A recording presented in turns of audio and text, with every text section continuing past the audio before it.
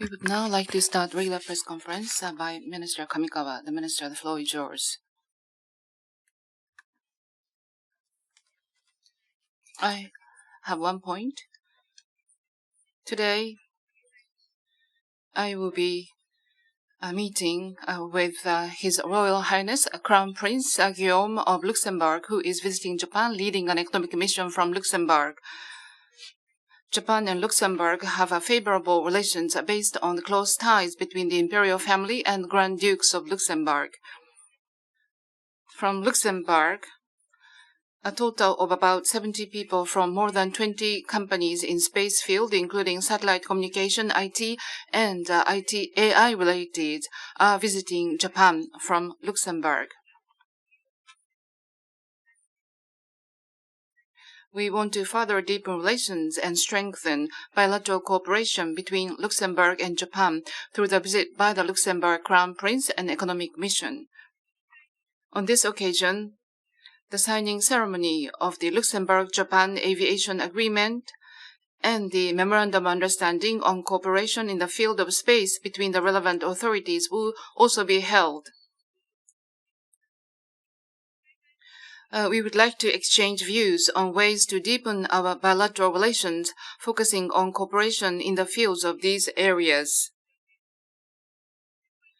We are looking forward to frank discussion on the regional situation and other issues. That's all from me. If you have a question, please raise your hand, and when nominated, please mention your affiliation and name and ask your question. Igarashi-san from NHK, please. I am Igarashi from NHK. Thank you for taking my question. So my question is related to frozen asset of Russia. So we are now in the third year since the Russian invasion against Ukraine.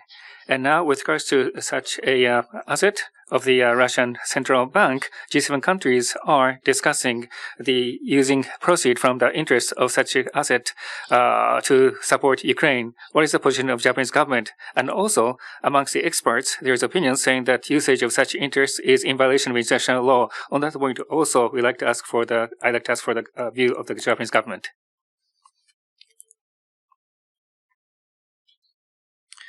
With regards to the usage of the frozen asset of Russia,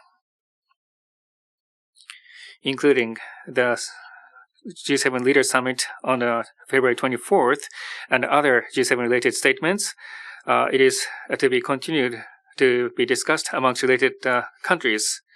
And at this moment, I'd like to refrain from making a premature comment, and please understand that would be inappropriate if I do so. But in any case, going forward, we will continue to work closely with G7 and other related countries, and I'd like to take measures so that we can be in line with Japanese laws and relations and international law. Thank you.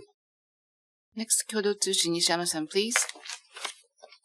Kyodo News, Nishiyama. My question is about the North Korean situation.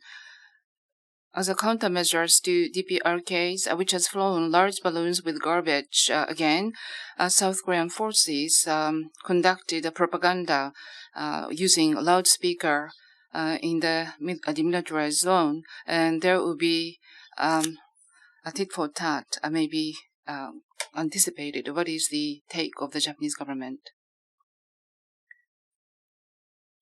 As to the trend of North Korea, Japan has been collecting and analyzing information with great interest. As to the broadcasting of propaganda by the South Korean forces, I would refrain from mentioning specifically as to the possibility of response from the North Korea, but generally speaking, it is important that the situation would not lead to the heightened tension between North and South, as well as the escalation of the situation. At any rate, as to the response to North Korea, we will make utmost effort to collect, analyze information, and exercise surveillance and monitoring. And at the same time, we would respond through close coordination with relevant countries, including South Korea. Kamimura-san from Yomiuri Shimbun, please. I am Kamimura from Yomiuri. So my question is in relation to Israel and Palestine situation. So UN Secretary General the other day was pointed out that Israel designated Israel as a country which violated a children's rights in a significant manner. And what is the view of Japanese government?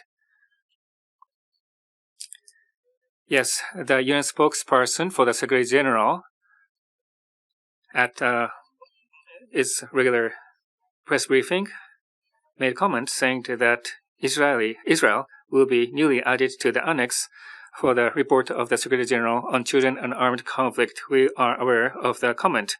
But with regards to this annual report, this is not yet published at this moment, so I'd like to make a comment, I'd like to refrain from making comment at this moment.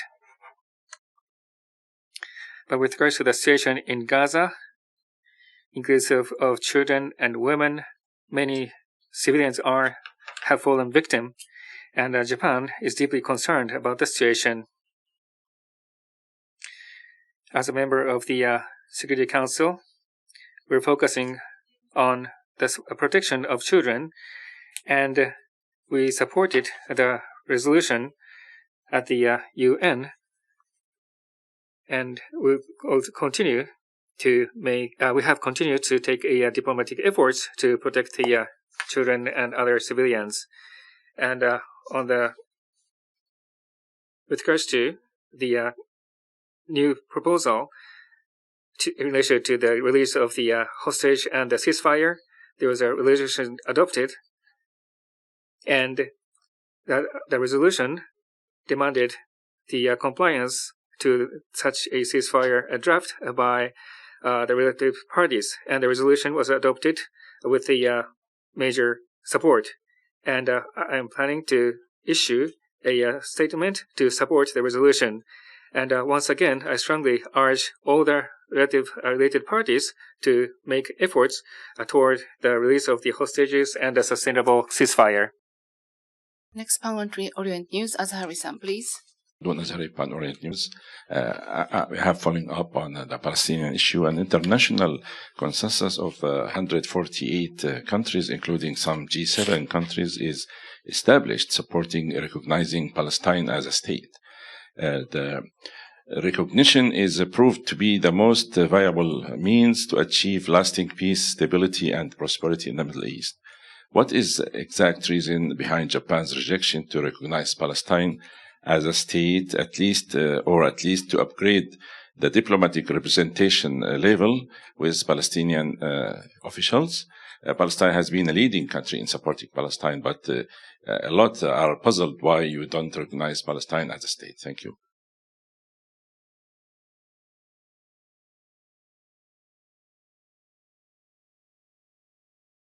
As for Japan, so far, we have been supporting two-state solution through stakeholder negotiation, and we have understood the hopes of Palestinians who wants to build an independent state, and Japan has been supporting efforts made by Palestinians.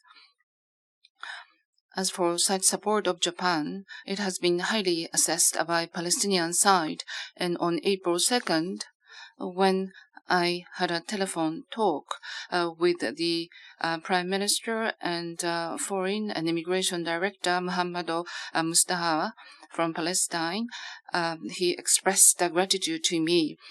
Continuously through direct approach to both Israel and Palestine, Japan would like to continue tenacious and proactive diplomatic efforts for improvement of humanitarian situation and early coming down with the situation. And through the Japan unique initiative of a corridor for peace and prosperity, we want to be conducive for building trust between stakeholders. And upon that, given how the peace process can be progressed as for the Palestinian state recognition, we want to review comprehensively. Thank you. Next question, Matsuyama-san from Asahi Shimbun. I am Matsuyama from Asahi.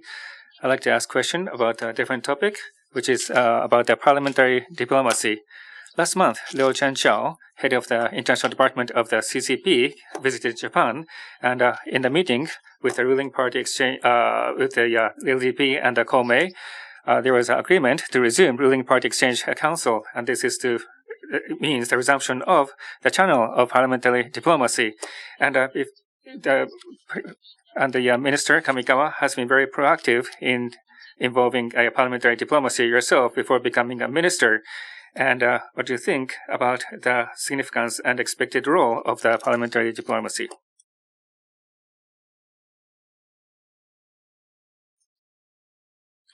Between Japan and China last November, between Prime Minister Kishida and President Xi Jinping, there was a confirmation over comprehensive promotion of a mutually beneficial relation based on common strategic interests and building constructive and stable relations. And also in May, between Prime Minister Kishida and Premier Li Qiang, based on the major policy agreed, it was confirmed that on the many challenges and issues, there will be continued discussion to be accumulated at various levels. And amid the situation, the other day, Liu Chenxiao, head of the International Department of CCP, came to Japan. And with LDP and Komeito, it was agreed that ruling party exchange council is to be resumed. And that is quite significant because the exchange among that member and the parties is very important. And also, in terms of our diplomatic challenges, is being diversified, and there are diverse related parties at this moment. Given the situation, not just the government, but the all over Japan diplomacy is important, and the Diet is to play a role in that as well. And from that perspective, I do think it is important and significant that Diet members are to have exchange of the opinions with the important persons overseas. That would also be very important for diplomacy of Japan. And as much as possible, government would also like to give support to parliamentary diplomacy. Thank you. Next question, please. IWJ, please. Hello, Hamamoto from IWJ. My question relates to Ukraine. On the 5th, in St. Petersburg, on the Japan-Russia peace treaty, President Putin said that we don't refuse to engage in discussion on peace treaty with Japan, but Japan needs to prepare the condition and ask for Japan to change attitude on Ukraine conflict. Japan is surrounded by countries holding nuclear weapons such as China, Russia, and North Korea. So concluding peace treaty with Russia will create an important meaning on Japan's security. How do you respond to Putin's remark? For example, by Ukrainian government, there is a discrimination to the Russian language-speaking people, and this kind of discrimination and massacre start from Euromine coup d'etat in 2014, and Russia's military intervention in February 2022 is just a conclusion of that. So the conflict started from the Russian aggression. That has been repeated by Minister Kamikawa, but do you intend to change your recognition on this?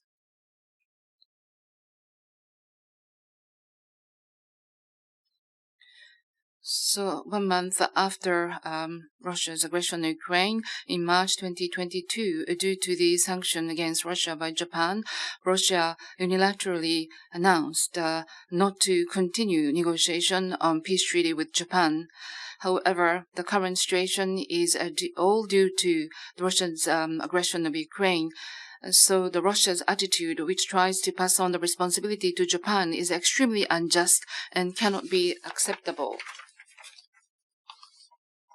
The Russian aggression of Ukraine wrecks the foundation of international order, a reckless act, and cannot be condoned. Due to Russia's aggression, Japan-Russia relation is a very severe situation, and unfortunately, it is not a situation that we are able to say something about the peace treaty negotiation. But Japan will maintain the policy to resolve Northern Territory issue and conclude a peace treaty. This concludes today's press conference. Thank you very much.